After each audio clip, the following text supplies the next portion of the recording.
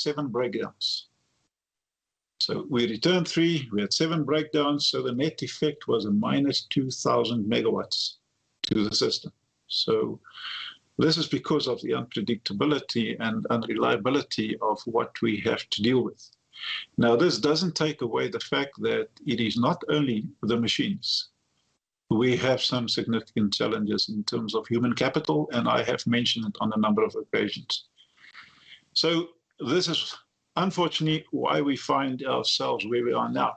Now, during the last 18 months, we have been constantly running with a 4,000 megawatts of uncertainty. So at any point in time, it fluctuates with 4,000 megawatts on average, which makes it extremely difficult. And when I looked at 4 o'clock this morning, at 4 o'clock every morning, we receive an update on units at risk and what needs to return during the day. And this morning, it was clear that our units at risk, it has increased to over 4,000 megawatts.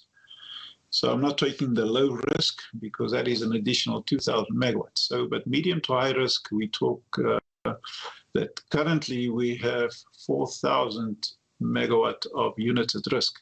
Now, one would ask the question, so why is it at risk? Yeah, some of it is units that still needs to, that we have to have the reliability maintenance done on them. But some of the units that at risk, it's some of the units that actually returned from reliability maintenance. Now, one would ask the question, but if you took a unit off, so why is it still tripping? Why is it still unreliable? Why is it still a risk? I believe, as we've said before, when your outage readiness is not where it's supposed to be, your outage tend not to be that successful, unfortunately. However, we've made the decision to do the reliability maintenance in the beginning, even though we were not ready. And we trust that as we go forward, and Philip can talk about that in more detail, that our units that we take out on outage will be a successful outage. And when it returns, that it will be sustainable and stay on the system. So where do we have then currently, and I'm just going to highlight some challenges, highlight a few patterns. Now, I've constantly mentioned that Duva is a challenge, Kendall is a challenge, Tutuka is a challenge, and lately Kusile has been a challenge. Now, those 4 stations remain challenging.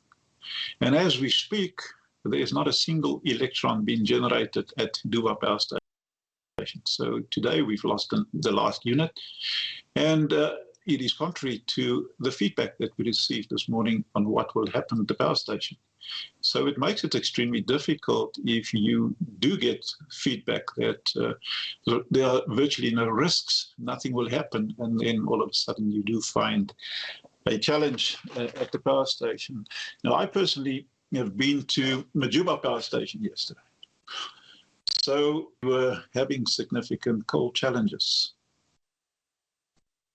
Now, the coal, when I arrived on site yesterday, virtually we had no coal. No, actually, not virtually. We had no coal being fed into the power station, into the bunkers. So what let us down? We have 2 conveyors. Both of them were standing. We had a manual feeder that's broken down. Transnet that is supposed to give us at least 2 trains per day, not honoring those commitments, and we still have some challenges. Those 2 trains should have been 4 and close to 6. So we do have some challenges on that side as well. However, what I want to talk about, what I found there is that we have a challenge in terms of skills, a big challenge in terms of skills. We have a challenge in terms of really understanding the urgency.